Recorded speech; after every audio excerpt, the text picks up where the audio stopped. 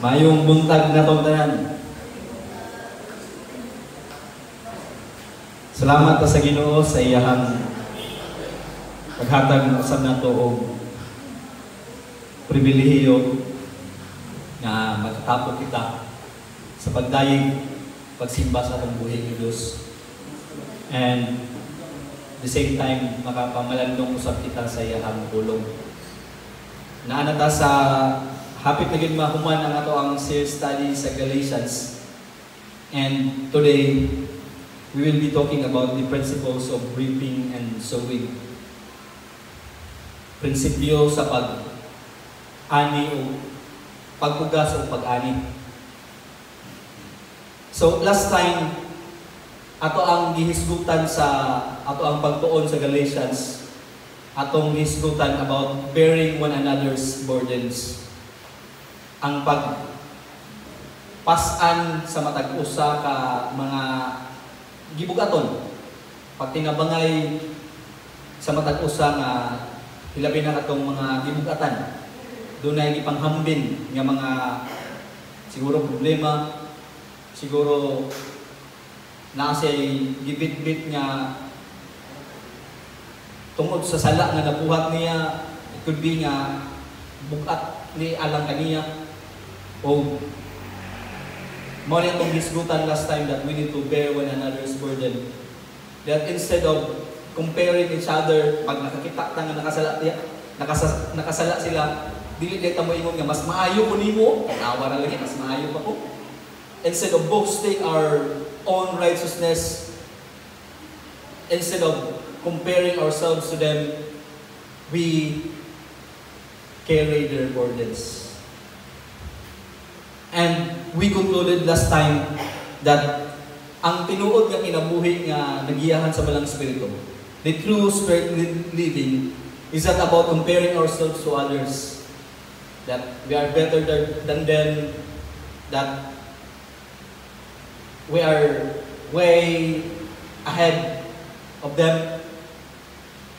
Instead of boasting in our own righteousness, but about humbly helping fellow believers in their struggles, carrying one another's burdens in love, and faithfully taking responsibility for our own conduct before God. So,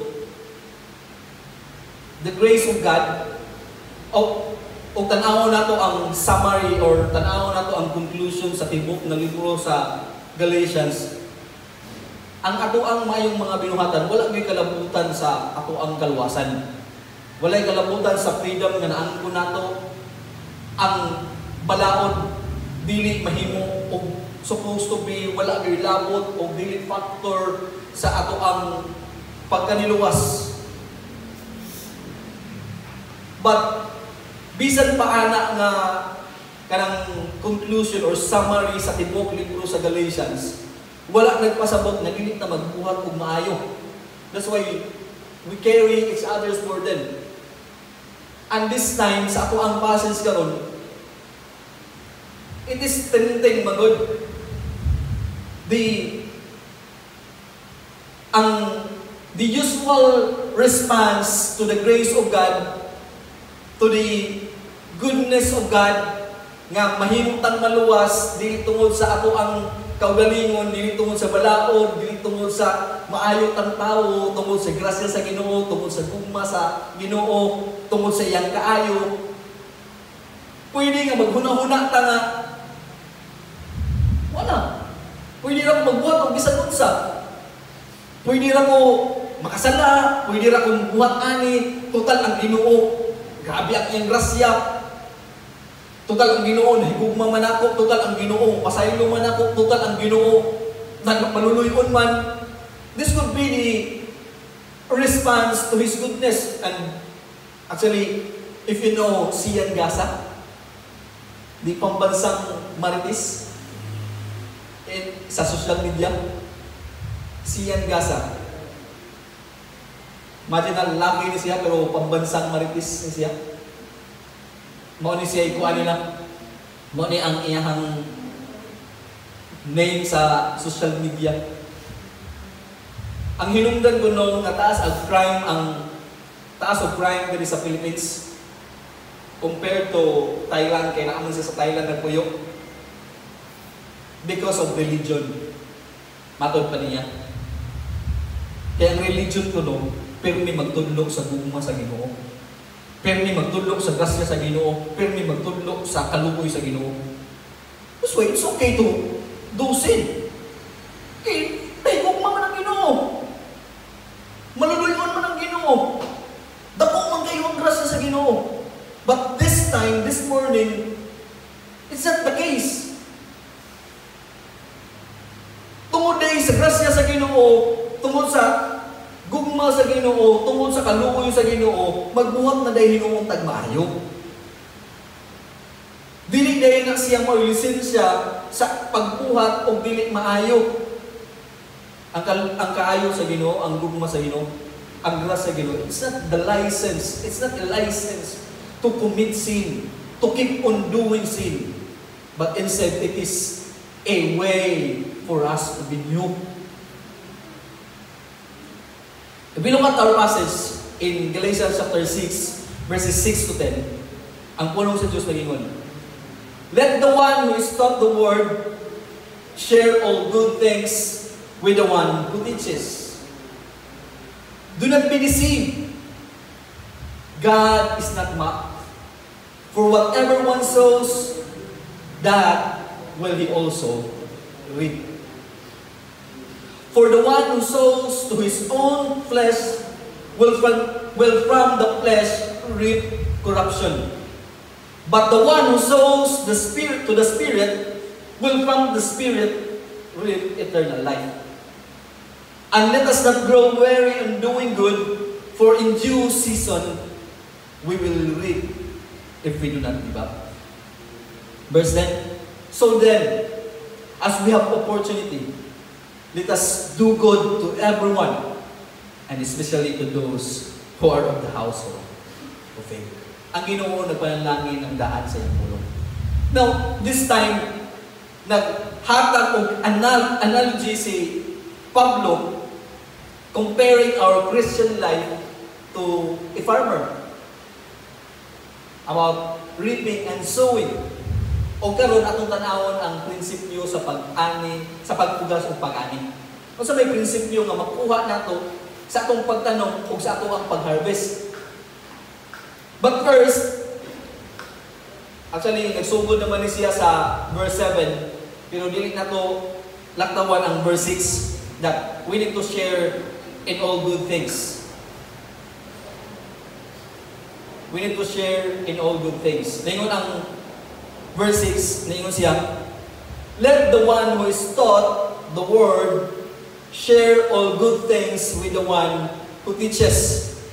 Now, this is so awkward for a teacher to teach this principle. Kanang bitong kabantay ta sa una, kanang bitong naandan sa kaniadto nga ang simbahan or ang pastor kinahanglan pa mo invite og laing pastor aron maoy magtudlo mahitungod sa tithing. Di ba? Awkward din para na kung nga magtudlo ka, you need to give. Kinahanglan mo hatag ka.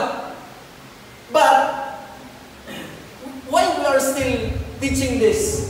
Pero itudlo mong gihapon ni namo despite this being awkward to teach, being teacher. Because mao may gitudlo sa pulong sa Ginoo.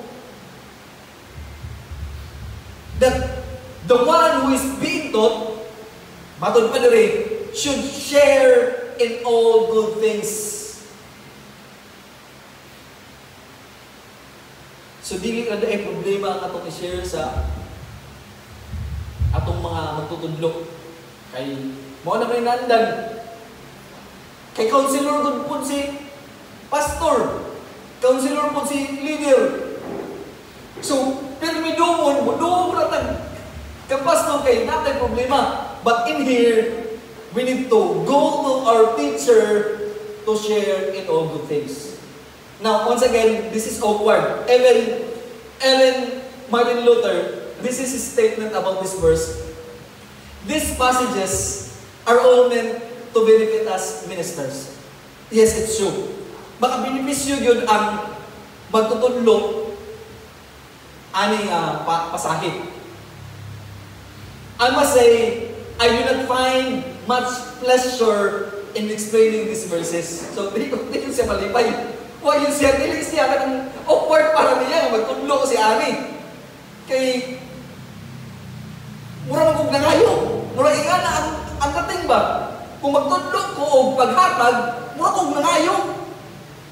Matod pa ni Martin Luther, I am made to offer as if I am speaking for my own benefit. Muna wow! Because we might think, naaanasan si pastor. Naaana mo yung ayaw na po si pastor. Pwede nga na ang result kung magtudlok ta o paghatag. But it is a clear principle that those who are being taught should share in all good things. Kabantay ta? Ining mo graduate na sa ato ang ining mo graduate ta? Dili yun natin makalimtan ang atong teacher.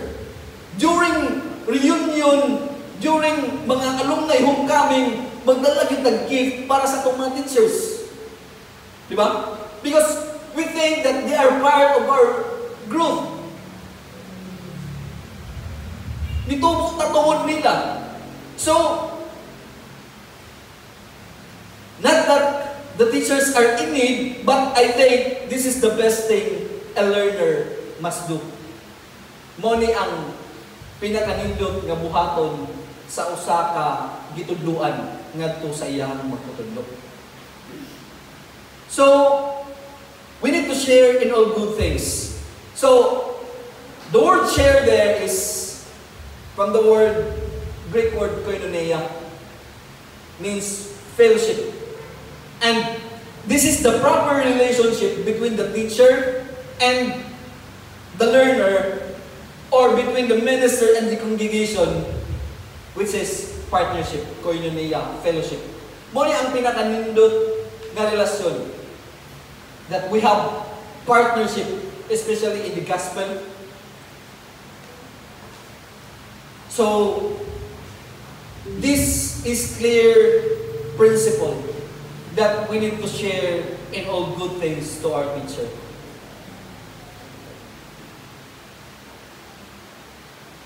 So, sa kanang atong gihatag, it's clear that it is fellowship, it's not payment. Kay naandan naman dun sa simbahan nga ang usa ka pastor is a employee. Mura siya og nahitabo na nga mura employee ang usa ka ministro diha sa simbahan. That's why we call it a salary. Pero supposed to be, it is a partnership. It should supposed to be a fellowship. Kaya nagtuo man ta nga ang fellowship kana ra magtapok na. Di ba? Kana magtapok ta, uy mag-fellowship na. Pero na isa pamaagi nga maka-fellowship na sa matag usa is when we share good things to our teacher, not only to our teacher, to people in the church who are in need. Naka-fellowship day ka na. We share in all good things. Now this time, adto na ta sa principle in reaping and sowing. Doon ay upat ka prinsipyo nga akong ihatag nato karong gabutagon, may tungod sa pag-ani o pagpugas o pag-ani. First principle is, you reap if you sow. It's unusual. O mahimo pang kawatan anak nga kung muani ta sa diwat nagatanong, no? Mag-ani ka niya, wala kang katanong. Nanguha ka sa silikan. Kaya paano matong trending at tiguwag, nanguha mangga nga na priso. Kaya mangga niabot naman sa ilahang lugar. So yan, ikuha. Yan, i-harvest. Pwede rin na siya inana. Kay dalo na may balaod niya kung maabot na sa imong tugkaran, bisan pag naa na dito kita nung sa iya, pwede na ni mukaon. the nature of, or the nature principle, natural nga prinsipyo sa pagpugas, sa pag-ani, di yung ka makaani o huwag ang katanong. Right? That's why you need to sow first in order for you to harvest.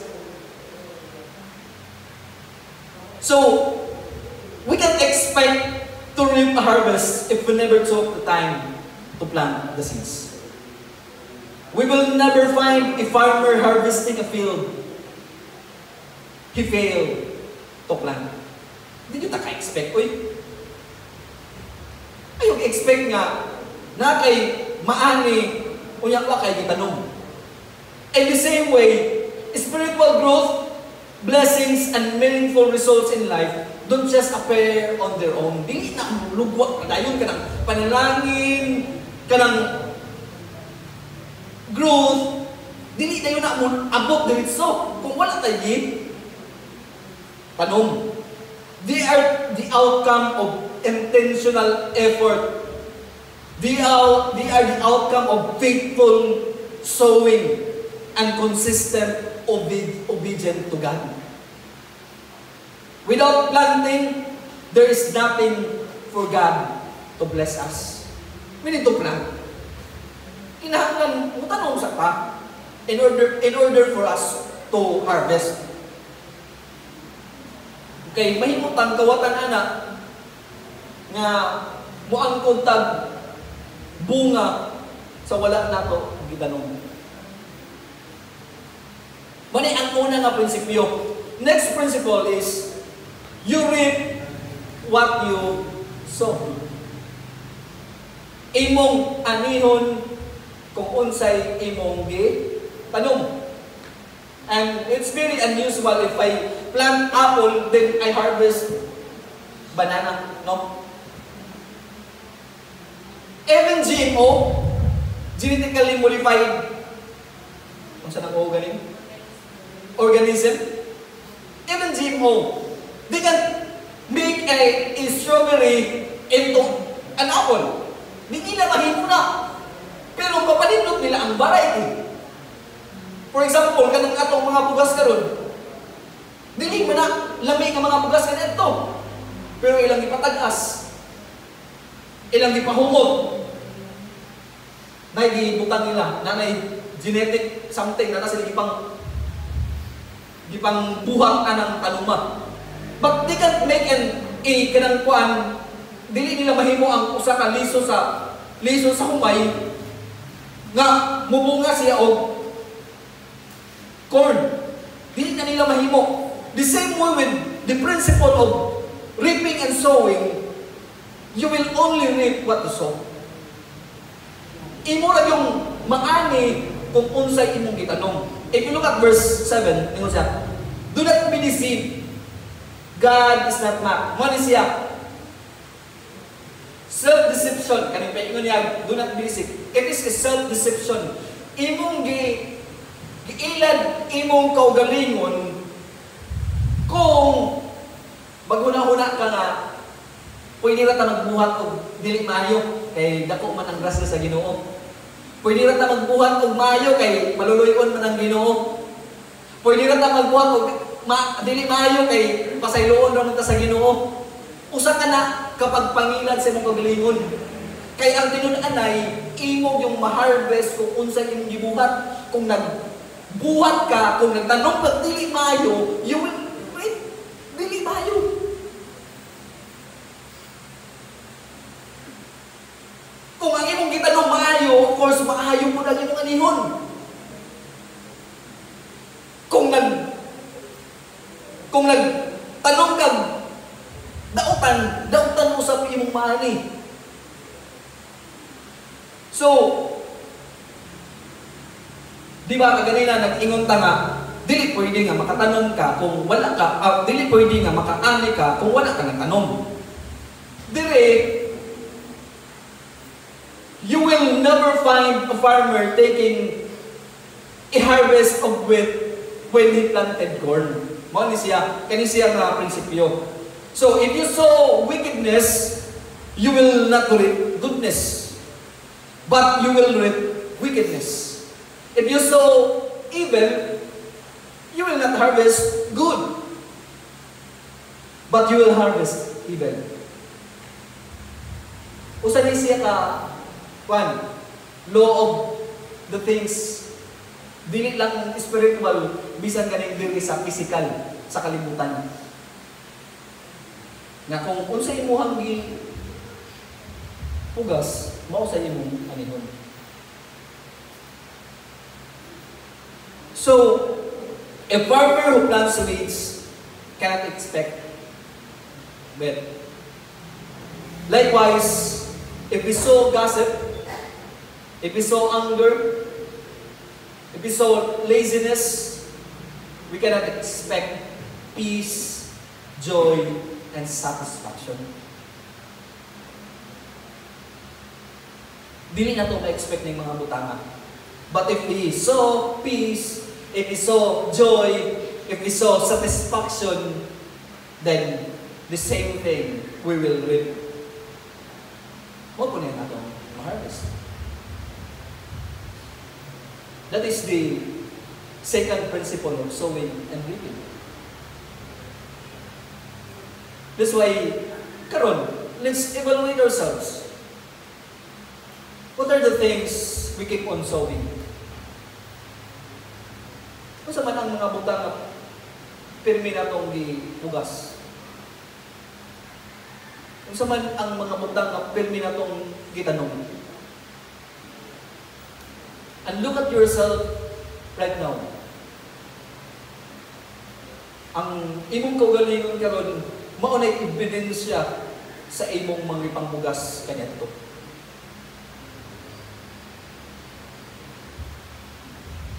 And in verse 8, in continuation to the principle number 2, that you sow, you only reap what you sow.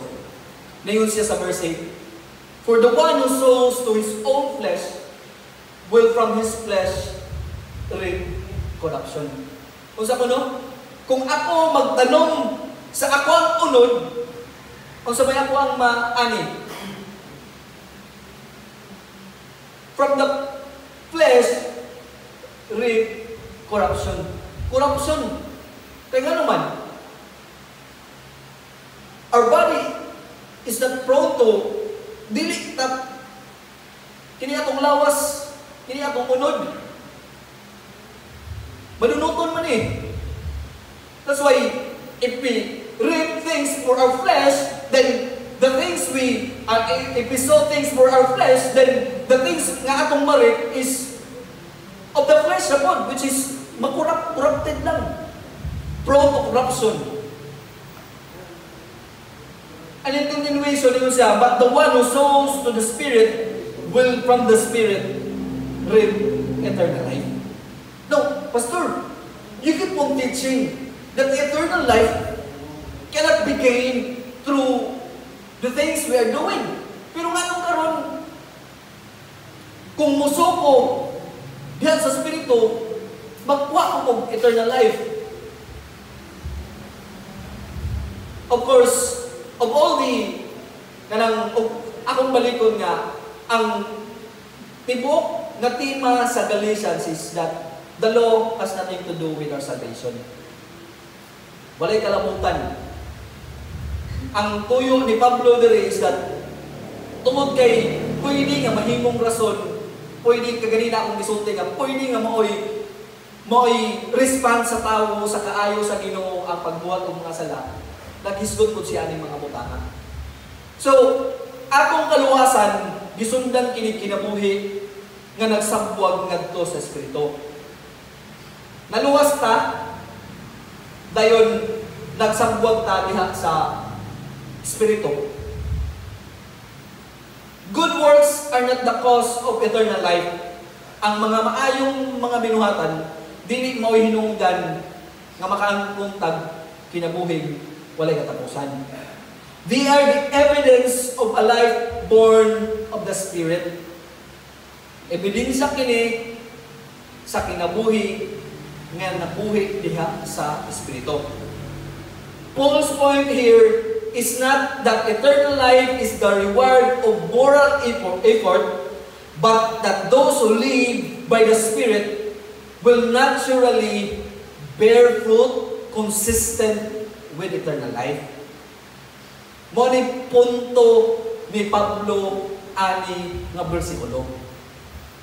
Nga ang kinabuhi or ang kinabuhi walay katapusan is not a reward of moral effort, dili siya reward, but that those who live by the Spirit will naturally bear fruit consistent to eternal life. Di ba? Daghan kayo og pangutana sa ato nga, mangutana sa ato akong, luwas na ba ka?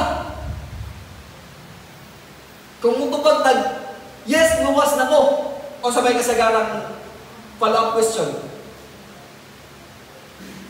O sabay pamatuod nimo, naluwas na ka. Ang bag-o nga kinabuhin nga nakakanin mo, wala yung pinakanindot na tubag.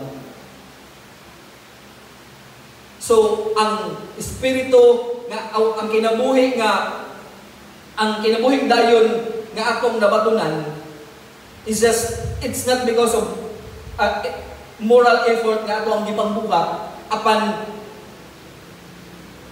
kita luwas una dahil nagkinabuhi kita diha sa balang espiritu sa bag-o nga kinabuhi nga naabot ka nato tungod kay ang balang espiritu ani naman ka nato.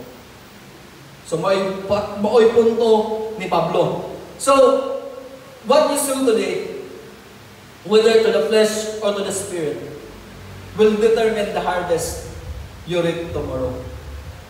So, sow intentionally, faithfully, and generously for God's glory. So, which is which? Asa may atong itanungan eh? Should we sow to our flesh? Or should we sow to the Spirit? And of course, kita nga mga Kristohanon, we are taught and we should be sowing always to the Spirit. Tungod kay, mao ka na ang angayan, o mao ka na ang pamatuod nga kita, doon na gayoy kinabuhing walay katapusan. Next principle, you reap more than you sow. A farmer will not plant one sack of corn just to harvest one sack of corn, right? No. Kung ako mag-uuma, di ko magtanong og usa ka sako nga mais. Kaya aron maka-harvest ra lang ko usa ka sako nga mais. Di ba? Ang usa ka mag-uuma, nag-expect yun na siya og daghan pa nga ani. And this is the most comforting. Usa ni siya ka comfort para sa atuang mga Kristohanon about the principle of sowing and reaping. Tungod kay we will really harvest more than what we sow. If we sow good, mas daghan pa nga maayo ang atuang i-harvest. So, mura ingani ba? The farmer sow one seed, it grows, then the reap is more. Ang harvest is mas daghan. That's why let's keep on sowing good things. And soon, we will harvest more good things. Kaya mo kini ang prinsipyo sa pagpugas o pag-ani. And lastly, you reap after you sow. This principle tells us that dili immediate ang kanangwan ang harvest. Dili diha-diha. even farmers, tanawa na ito ang mga farmers, they wait na maghuwat nga sila sa panahon nating harvest. Dili gina sila nga pag humanog tanong harvest diretso, di ba? Even to our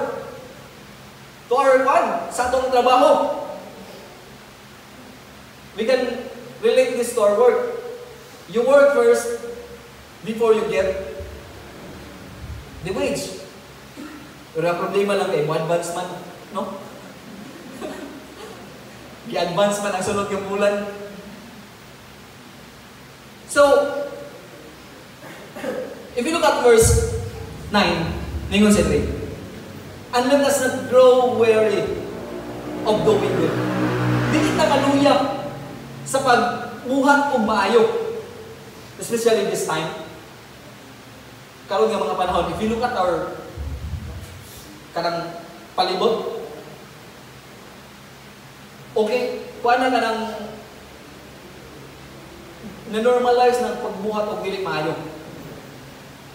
And to us, usahay, kapuyan ta nga, ako na may permi magbuhat o maayo ani. Ako na lang permi.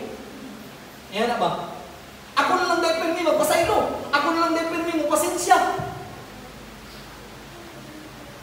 But if you look at this verse, it tells us not to grow weary in doing good. Dili ta maluya. Even if other people is not doing good, please keep on doing good. Dili ta maluya. Kaya naman, what's the reason of nga kinahanglan ta pirming diligent, kinahanglan ta nga magbuhat pirming maayo for in due season. Na season of harvest. Though the reaping is that could not be immediate, diha dayon, pwede nga pila pa kabulan gikan karon, pwede nga sunod pag yung tuig, pwede nga wala tagaring taga-expect nga muanit sa atong mga maayong ipangbuhat. Pero later on, it's clear nga ang atong gibugas muani gayud kita. That's why let's not be wary. Dili ta magpakapoy sa pagbuhat og maayo. Kay matud pa rin, if we do not give up, dili ta mo give up. So, just as a farmer must wait for his crop to grow and ripen, the delayed nature of the harvest reminds us that the fruit of our spiritual investment may not be seen immediately. Huwat-huwat lang ta.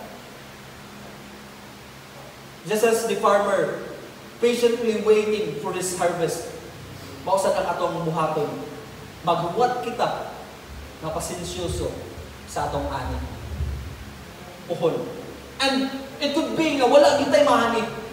And our harvest is in eternity. It's just okay nga wala tayong makitaan karon. It's just okay nga wala tayong makuptan nga bunga sa ato ang paghago sa pagbuhat og maayo. But it is in the hands of God. It could be nga in eternity we harvest the fruit of our good labor in the Lord.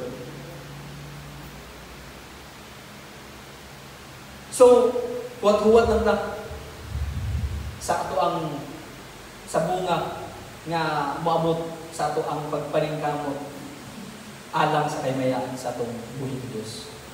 And in verse 10, he concluded, so then, as we have opportunity, let us do good to everyone.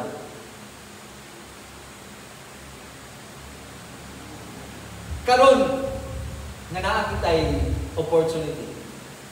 According to businessman, we don't wait for an opportunity to come. We make them. Matod pa sa mga businessman, dili na magbuhat nga among ang oportunidad.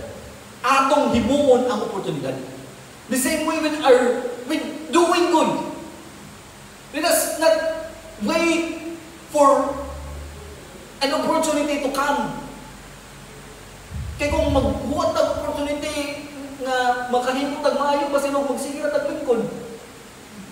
But instead, let us make opportunity in doing good to everyone. To everyone, of course, including the unbelievers, to people outside the believer community. But of course, nasa pinasahi. And especially to those who are of the household. Okay?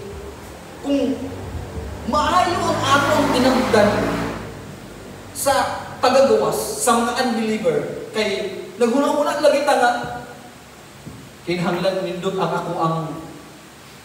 ako ang imahe sa mga tao nga wala pa kailangan Kristo.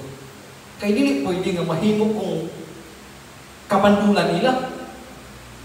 Kung ingana atong huna-huna ngadto sa mga unbeliever, all the more we will think of doing good to our fellow Christian believer.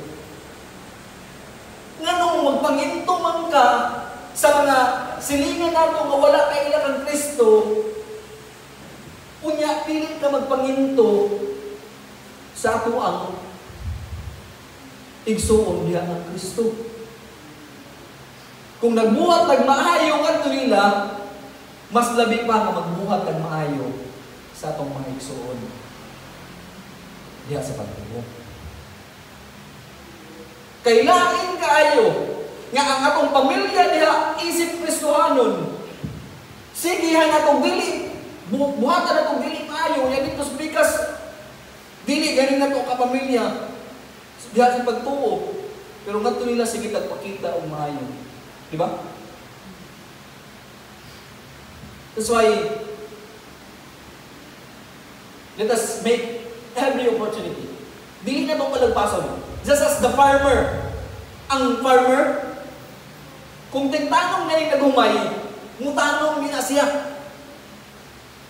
Kaya naman, maura man ay panahon nga angayan nga itanong niya. Kabantay tanan na schedule ang mga titanong. Kano sa silang tanong, kano sa silang harvest. Dayon lugo. Kuanan pa lang ila og pila ka bulan ay hanap mo magtanong, di ba? Kabantay tanan nung naay scheduling. Tungod kay mo na yung oportunidad sa pagtanong. Kay kung wala na to, kung dili siya makatanong anang panahon na, wala po siya i-harvest, hindi kating harvest. The same way with our Christian life. Panahon nga naay oportunidad sa pagbuhat ng maayo, magbuhat ng maayo. Bisan pa wala yung oportunidad, magbuhat gihapon ta og maayo. Kaya I believe every time is an opportunity to do good. Especially this time that we are now in the time of the days that is very evil.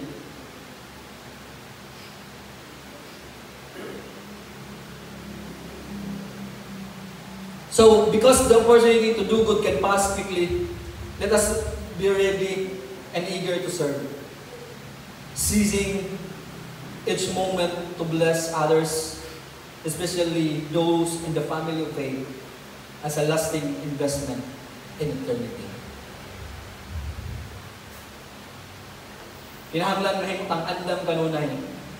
Kinahanglan mahimutang natay kasibot sa pagsis sa matag oportunidad sa pagbuhat og maayo.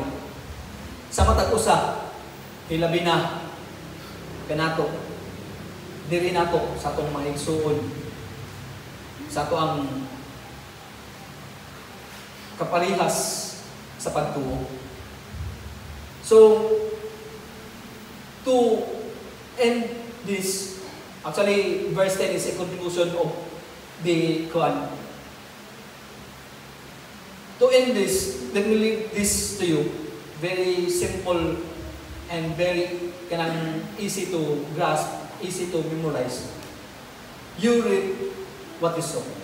This time, we are told not to sow to the flesh, but we are told to sow in the Spirit. And if we sow in the Spirit, we reap eternal life. So let us live our Christian life, doing the things for the glory of our God.